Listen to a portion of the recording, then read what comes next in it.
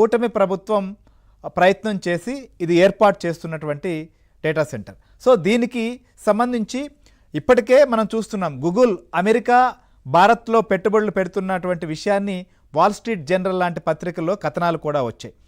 అలాంటి నేపథ్యంలోనే ఈ సంస్థ ఏర్పాటుకు సంబంధించిన విషయం పైన దీని ద్వారా విశాఖపట్నం కావచ్చు, ఆంధ్రప్రదేశ్కి ఐటీ రంగం అభివృద్ధికి సంబంధించి బాటలు పరిచేందుకు ఇది ఎంతగానో తోడ్పడుతుంది.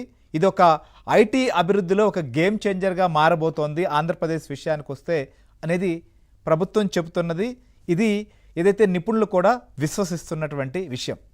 అయితే గూగుల్ రాకను జీర్ణించుకోలేనటువంటి వాళ్ళు, లేకపోతే దీన్ని చులకన చేసి లేదా తక్కువ చేసి మాట్లాడినటువంటి పరిస్థితి వైసీపీ నాయకులు, మాజీ మంత్రులు, ప్రజాప్రతినిధులుగా పనిచేసినటువంటి వారు చేసినటువంటి వ్యాఖ్యలు.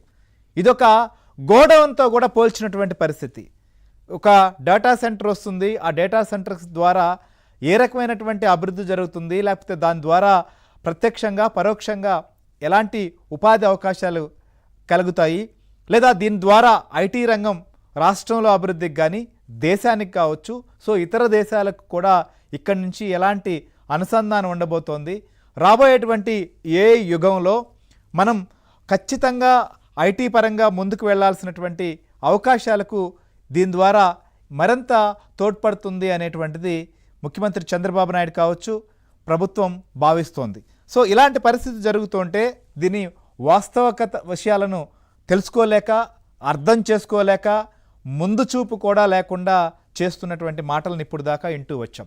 వైసీపీ నాయకులే మాట్లాడారు, దీన్ని చాలా తక్కువ చేసి మాట్లాడారు. ఏదో 100, 150, 200 మంది ఉద్యోగాలు వస్తాయి, పర్యావరణానికి ముప్పు, విద్యుత్ ఖర్చు అయిపోతుంది, ఇదొక గోడౌను, ఇలాంటి కామెంట్లు చేశారు.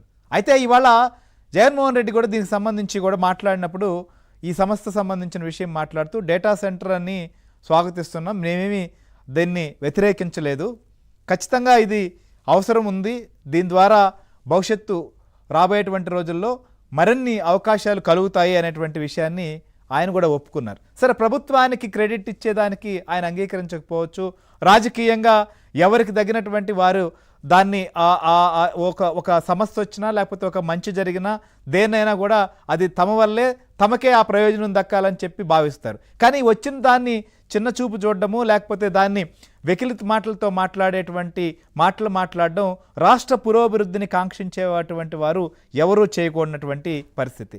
సో దాదాపు 1,30,000 కోట్ల రూపాయల వరకు పెట్టుబడులు వచ్చేటువంటి ఇలాంటి సంస్థ పైన ఈ రకంగా ప్రచారం చేసి దాన్ని రాష్ట్రంలోనే కాదు దేశంలో అనేక రాష్ట్రాలు పోటీ పడినా ఈర్ష్యపడేటువంటి విధంగా ప్రస్తుతం ఆంధ్రప్రదేశ్లోకి వచ్చిన తర్వాత వైసీపీ నాయకులు మాట్లాడినటువంటి మాటలు కూడా చూసాం. సో దీనికి ఇవాళ జగన్ ఏం మాట్లాడారు, జగన్ మాట్లాడిన తర్వాత వైసీపీలోనే ఏమనుకుంటున్నారు, ఇప్పుడు దాకా నాయకులు మాట్లాడింది లేదా మాట్లాడించింది ఏంటి, ఇప్పుడు మాట్లాడింది ఏంటి, సో జగన్ ఏం మాట్లాడాడో కూడా ఒకసారి విందాం. In fact we're supporting this. మేము ఇనిషియేటివ్ తీసుకున్నాం కాబట్టి ఇది జరిగింది. Ultimately at the end of the day రాష్ట్రం అన్నది ఏఐ యుగంలో ఉంది. ఏఐ యుగము, క్వాంటమ్ కంప్యూటింగు, ఈ యుగాలు లేకపోతా ఉన్నాం మనం. అండ్ వీటికి అన్నిటికీ కూడా హబ్ అనేది డేటా సెంటర్. ఈ డేటా సెంటర్స్ అనేటివి లేకపోతే ఫర్దర్ ఎవల్యూషన్ అనేది ఉండదు. So it's a must that the ecosystem build కావాలి అని అంటే డేటా సెంటర్ ఉంటేనే ఎకోసిస్టమ్ బిల్డ్ అవుతుంది. So there should be a certain capacity of data centers supporting the entire ecosystem. Maybe beyond a point, beyond the scale వెళితే నువ్వు చెప్పినట్టు power requirements వల్ల అయితేనేమి, ఇంకొకటి అయితేనేమి, వాటర్ గజ్లింగ్ అయితేనేమి, ఇంకోటి అయితేనేమి నువ్వు చెప్పిన కొన్ని సమస్యలు రావచ్చేమో. బట్ ఒక సర్టన్ కెపాసిటీ అయితే బిల్డ్ కావాల్సిన అవసరం అయితే ఖచ్చితంగా ఉంది. ఆ సర్టన్ కెపాసిటీ బిల్డ్ అయ్యేదాకా ప్రతి ఒక్కళ్ళం కూడా దానికి సపోర్ట్ చేయాల్సిన అవసరం ఉంటుంది. After a certain capacity, beyond a certain capacity, మీరు చెప్పింది కరెక్ట్. రైట్. సో ప్రతి ఒక్కరూ కూడా సపోర్ట్ చేయాల్సిందే. ఏ యుగంలో మనం ఉన్నాం, ఖచ్చితంగా ఒక ఎకోసిస్టమ్ డెవలప్ అవుతుంది అనేటువంటిది జగన్ ఒప్పుకున్నటువంటి మాట. మరి ఈ మాటలకు ఇప్పుడు దాకా మాట్లాడినటువంటి వైసీపీ నాయకులు చేసినటువంటి విమర్శలను వెనక్కి తీసుకుంటారా? తీసుకోవాల్సినటువంటి అవసరం కూడా ఉంది. వైసీపీ నాయకులే కాదు, వైసీపీని గుడ్డిగా సపోర్ట్ చేసే సోషల్ మీడియాలో ఎట్టబడితే అట్లా ఇష్టం వచ్చినట్లుగా రెచ్చిపోయేటువంటి వారు, లేకపోతే సోషల్ మీడియా ద్వారా ప్రభుత్వం చేస్తున్నటువంటి పనులను బద్నాం చేసేటువంటి వారు, లేదా ఒక కార్యక్రమం ఒక ముందడుగు పడితే వెంటనే దానికి సంబంధించినటువంటి నెగిటివ్ అంశాలను క్రోడీకరించి పదే పదే దాన్ని ముందుకు తీసుకెళ్లేటువంటి ప్రయత్నం చేయడం, ఇలాంటి చేసే వాళ్ళందరూ కూడా ఇప్పుడు సమాధానం చెప్పాలి. ఎందుకంటే జగన్ చేసినటువంటి ఈరోజు ప్రెస్ మీట్లో మాట్లాడిన మాటలు అబద్ధమా, లేకపోతే మీరు చేసినటువంటి దుష్ప్రచారం ఏంటి? సో ఖచ్చితంగా రాష్ట్ర పురోభివృద్ధిని కాంక్షించే ఎవరైనా రాష్ట్రంలో ఒక పని జరుగుతున్నప్పుడు దాన్ని సపోర్ట్ చేయాలి, స్వాగతించాలి.